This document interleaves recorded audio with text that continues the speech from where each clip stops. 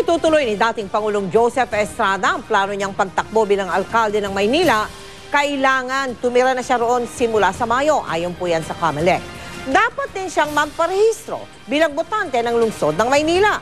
Sa birthday party naman ni Erap kagabi, kitang-kita ang malawak pa rin niyang impluensya sa politika. Nakatutok si Sandra Aguinaldo. Palaisipan pa kung tatakbo nga ba si dating Pangulong Joseph Estrada bilang mayor ng Maynila o hindi. Pero ayon sa COMELEC, sandali na lang ang ipaghihintay ng publiko kung uubra si Erap sa mga issue ng residency at registration.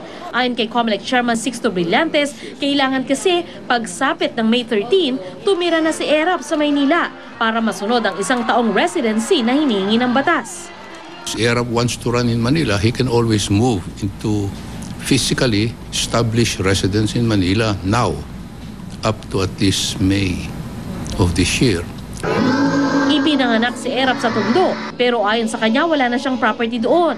Ang property daw niya sa Maynila ay ang 4-door apartment na ito sa Santa Mesa at isang lote sa Intramuros. Gayunman, sabi ni Brillantes, kahit nga magrenta lang ng lugar sa Maynila ang dating Pangulo, wala naman daw problema.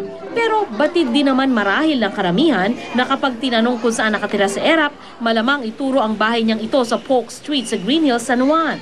Kaya ayon sa COMELEC, kailangan makita si Erap na umuwi sa bahay na kung sakasakali idedeklara niyang tirahan niya sa Maynila.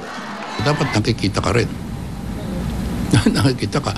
Eh kung lumipat kasi, sabi mo, lumipat ka, bumili ka ng isang bahay, hindi ka naman nakikita ng tao ron. Hindi ka naman napupunta ron, hindi mo naman pinupuntahan, wala pang mga ilaw doon, hindi naman bumubukas ang ilaw. That's evidence na hindi ka naman talaga lumipat. Eh kung nagre-renta ka, rumenta ka ng bahay, re-rent mo yun ng 10 years, hindi pa ba naman yung kwan? O re-renta ka doon for the next 3 years. Medyo may permanency yun. At kung tutuloy talaga si Erap na tumakbo sa Maynila, kailangan din niyang magparehistro doon bilang botante bago matapos ang Oktubre. Batid din naman ang marami na bukod sa taga San Juan, doon din siya nakarehistro bilang botante at doon din bumoboto sa mga nakalipas na eleksyon. Ilang beses na rin namang sinabi ni Erap, hindi pa siya sigurado kung tatakbo ang mayor ng Maynila. Pero may mga obserbasyong talagang pumupostura ng dating Pangulo. Kahapon at kamakalawa, namigay siya ng regalo sa mga mahihirap ng lungsod bilang bahagi ng selebrasyon ng kanyang 75th birthday.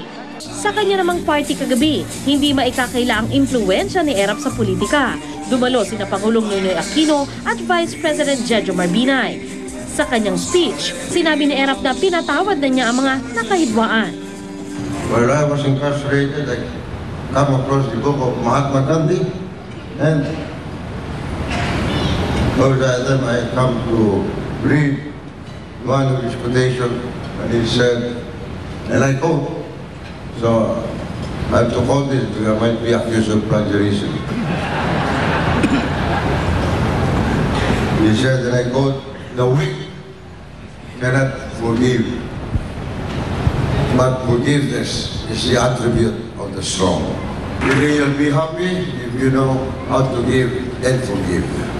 This is the very reason why I am happy on my birthday. Hindi rin niya nakalimutang pasalamatan ng kanyang mga mahal sa buhay na hindi siya iniwan, tulad ng kanyang may bahay na si Dr. Aloy Ejercito. I must also acknowledge with deep gratitude my thanks to my one and only Dr. Aloy.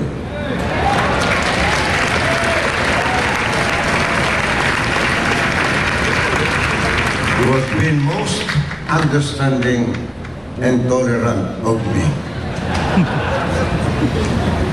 Siya lang, again, on the record, Your Honors, ang kaisa-isa babaeng aking pinakasalan. Hindi namin dami, siya lamang. Lloyd, thank you for all these years. Pinasalamatan at inalala rin niya ang kaibigang si Fernando Poe Jr. Marami daw silang pagkakahalin tulad ni The King.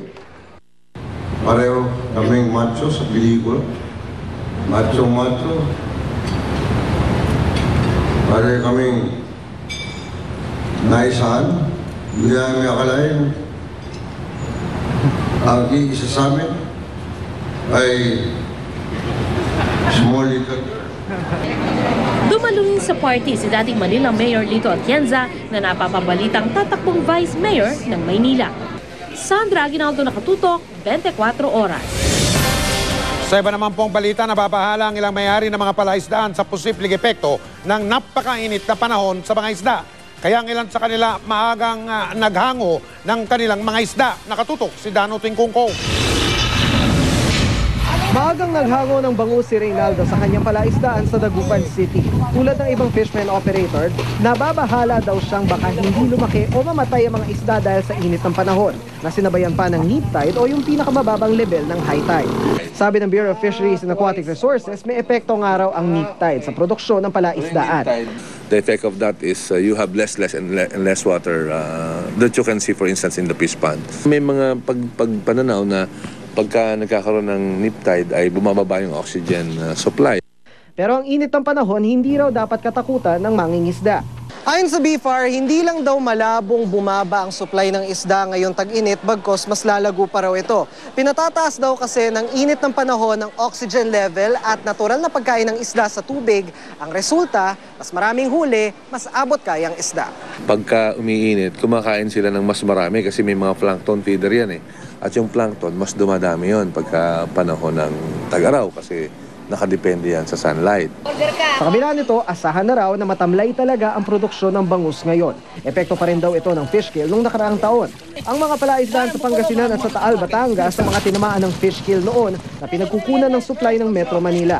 Kung meron daw dapat ipag-alala ang mga mangingisda, ito ay ang pabigla-biglang pagbabago ng panahon na nagpapabagsak sa oxygen supply sa tubig. Delikado rin kung sobra-sobra ang dami ng mga isda sa fish pen, pati na ang dumi na lubhang nagpapababa ng oxygen level. Kaya ang diskarte ng ahensya sa ngayon, ibahin ang schedule ng production tulad ng mas maagang paghuli. Ang mga tindera naman, ramdam na raw ang pagkonti ng supply ng isda. Pag pumahal ang isdang dagat, bangus tilapia po binibili nila. Eh ngayon po, bangus tilapia mataas po, kaya isdang dagat po ang mas mabili ngayon. Isdang dagat mas mabili. Mababa po ngayon ang isdang dagat. Dano Tingkong, Nakatutok, 24 Oras. Susunod, polis na nakadeyo at rumisponde lamang sa holdapan sa Maynila. Binaril, patay. Yan sanggol na yan sa Pakistan, animang hita. Magkakaroon na nga ba ng Disneyland dito sa Pilipinas? Ang dugong Pinoy na yan na si Jessica Sanchez pasok na sa top 6 ng American Idol. Mga kababayan niya sa Bataan, todo suporta. Tututukan natin dito sa 24 Oras.